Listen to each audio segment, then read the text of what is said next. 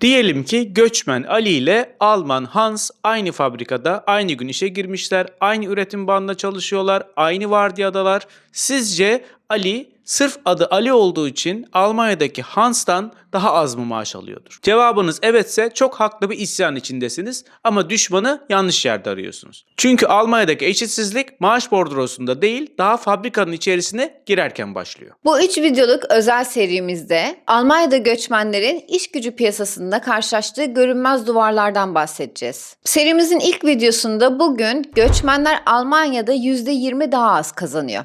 Gelin beraber bunu inceleyelim ve sistemin göçmenleri belirli işlere nasıl hapsettiğine bakalım. İkinci videomuzda ise çok güzel bir deneyden bahsedeceğiz. Almanya'da CV'nizde yazan isminiz gerçekten iş bulurken size zorluk çıkartıyor mu? Ya da görünmez bir duvar mı oluşturuyor? Üçüncü ve son videomuzda ise o yetenekli insanların asgari ücrete talim etmesine sebep olan diploma denkliği bürokrasisini ve bunu sizin lehinize nasıl çevirebileceğinizden bahsedeceğiz. Hazırsanız bu videomuzda göçmenlerin Almanya'da %20 daha az maaş almasının sebeplerinden bahsedelim. Öncelikle şunu söyleyelim. Almanya'da göçmenler Alman çalışanlara göre ortalama %19,6 daha düşük ücret alıyorlar. Yani aslında maaşın neredeyse 5'te biri devasa bir fark var ortada. Bu farka baktığımızda aslında sorun göçmen Ali ile Alman Hans'ın farklı maaş bordroları alması değil, Ali'nin aslında o masaya hiç oturtulmaması. Uluslararası Saygın Nature dergisinin yaklaşık 13,5 milyon göçmenle yaptığı, toplamda 6 ülkede yürüttüğü araştırmaya göre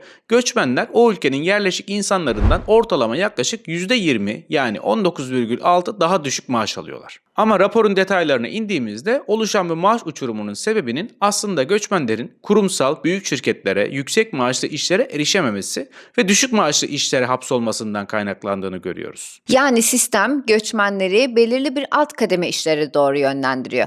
Bir örnek verelim. Örneğin kendi ülkesinde başarılı bir mühendis olan ya da muhasebeci olan bir insan Almanya'ya ilk geldiğinde katı bürokrasi ve dil bariyeri yüzünden daha düşük gelir sektörlerinden birisi olan lojistik, temizlik gibi sektörlere doğru yönlenebiliyor. Bunu resmi istatistikler de doğruluyor. Temizlik sektöründe çalışanların %60'ı, gastronomi sektöründe çalışanların %46'sı, hatta aşçılık yapanların %51'i Almanya'da göçmenlerden oluşuyor. Yani aslında araştırma sonucu şunu gösteriyor. Siz göçmenlerin büyük bir oranını düşük maaş kazanan işlere doğru gönderdiğiniz zaman tabii ki göçmenler ortalama maaşın %20 daha altında sektörlerde çalışmış oluyorlar. Bu da doğal olarak onların daha düşük maaş kazanmalarına sebep oluyor. Peki ama neden? Neden göçmenler o kurumsal işlere ya da yönetim ofislerine giremiyorlar? İşverenlerin çoğu aktif birer ırkçı değil, ancak burada istatistiksel olarak ayrımcılık yapılıyor. Bunu da Almanya'da yapılan başka bir saha deneyinde görüyoruz. Araştırmacılar toplam 528 tane iş yerine iş ilanına gerçek CV göndermişler. CV'ler tamamen birebir aynı. Eğitim, yaş, deneyim. Sadece CV'lerden birinde bir Alman ismi var, diğerinde de bir Türk ismi var. Ve sonuç şaşırtıcı değil. Çünkü Türk ismine sahip olan CV mülakatlara çağrılma konusunda %14 daha dezavantajlı. Yani göçmenler sadece isminden dolayı daha kapıda eğleniyorlar. Ancak araştırma devam ediyor. Bu iki CV'ye de daha önceki işverenden alınmış adayı öven çok olumlu birer referans mektubu ekliyorlar. Ve sonuç çok şaşırtıcı. Bu sefer başvurdukları yerlerde %14'ten ziyade tam olarak eşit, hiçbir şekilde fark olmayan sonuç alınıyor. Yani burada sadece adından dolayı elendiği bir ırkçılıktan ziyade istatistiksel bir ayrımcılıktan bahsedebiliyoruz. Bu da neden? Yani Almanya'da işverenler bir aday hakkında daha fazla bilgi sahibi olmak istiyorlar. Göçmenlik arka planı olan kişiler de acaba kültürüme uyar mı? Acaba hangi okuldan mezun oldu? Acaba diploması gerçek mi? Dil seviyesi yeterli mi gibi sorularla uğraşmamak için ilk başta Alman sisteminden geçmiş kişileri çok net tercih ediyorlar. Ancak daha önceki bir iş yerinden olumlu bir referans aldığı zaman aday bu korkuları ortadan kalkıyor ve insanlara eşit davranmaya başlıyorlar. Yani bizim göçmen Ali sadece isminden dolayı ilk başta eleniyor. Bu haksızlık mı? Evet haksızlık. Ayrımcılık mı? Evet ayrımcılık. Yani aslında Ali sadece adı Alman ismi olmadığı için bütün bu yarışlara 1-0 geriden başlıyor. Bunu da aşmanın tek yolu Almanya'da geçerli olan Almanya'daki kurslardan, Almanya'daki kurumlardan veya Almanya'daki eski işverenlerinizden mutlaka referans mektubu almaktan geçiyor. Kesinlikle öyle. Biz buna adaletsiz ispat yükü diyoruz. Bizim burada çok yakın bir tanıdığımız arkadaşımız vardı. Gerçekten de çok güzel bir bölümden, mühendislik fakültesinden mezundu. Ama Almanya'ya geldiğinde bir Almandan 2 kat daha fazla çaba göstermesi, 2 kat daha fazla kendini ispatlaması gerektiği için, iş bulamadığı için daha kendinden düşük seviyelerdeki işlere yönelmek zorunda kaldı. Peki o arkadaşımız ne yaptı? Almanya'dan bir belge almak amacıyla Weiterbildung'a gitti.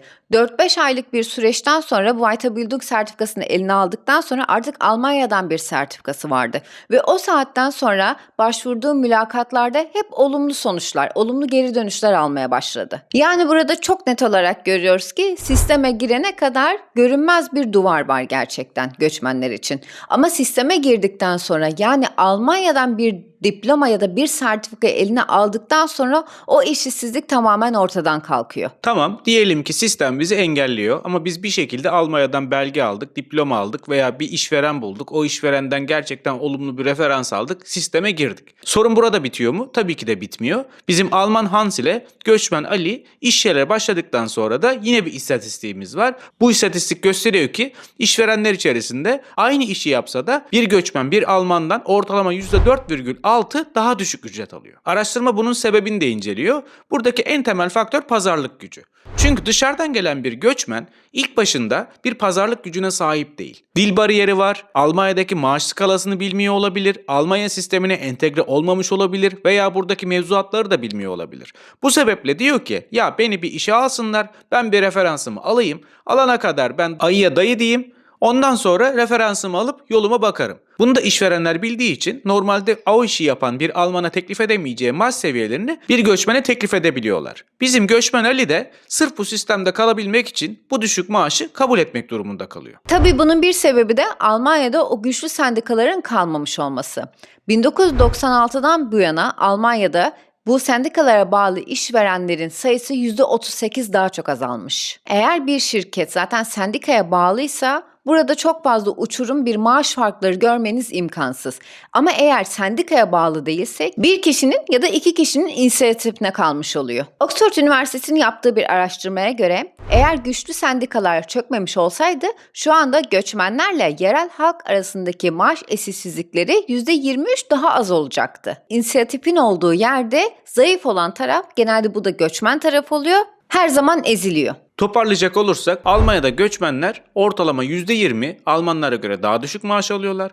Aynı işi yapan kişilere göre de ortalama %4,6 daha düşük maaş alıyorlar. Bu bir gerçek. Ancak bunun asıl sebebi aslında bordrodaki kesintiler değil. Sistemin göçmenleri katı bir bürokrasiye tabi tutması, göçmenlerin ilk başta pazarlık kuvvetinin olmaması, Almanya'da sendikaların gittikçe güçsüzleşmesi ve tamamen işverene bağlı maaş politikası uygulanması ve bunların dışında göçmenlerin bu işlere giremedikçe doğal olarak kabul aldıkları ve Almanların tercih etmedikleri daha düşük maaşlı işlere yönelmeleri ve oralarda kümelenmeleri olarak görünüyor. Yani sürekli görüyoruz ya, Almanya'da bu kadar 1000 tane iş açığı var. O iş açıkları var ama o iş açıkları işte bu sebeplerden dolayı dolmuyor. Bir mühendis Almanya'da iş bulamadığı için mecburen gidiyor Almanya'da lojistik işi yapıyor, kuryelik yapıyor. Ve bu yapısal katılık hem Almanya'nın işçi açığını büyütüyor hem de göçmenlerin potansiyelinin çok altında yaşamalarına sebep oluyor. O yüzden aslında asıl yapılması gereken bireysel maaşlara bakmak yerine daha kurumsal, daha böyle sendikanın olduğu yerlere tutunmaya çalışmak olmalı. Gerçekler bu kadardı. Peki CV'nizde bir Almanla yarışırken bu adaletsiz sistemi ve ön yargıları nasıl kırabiliriz? Referans mektupları dışında CV'mize başka neler ekleyebiliriz?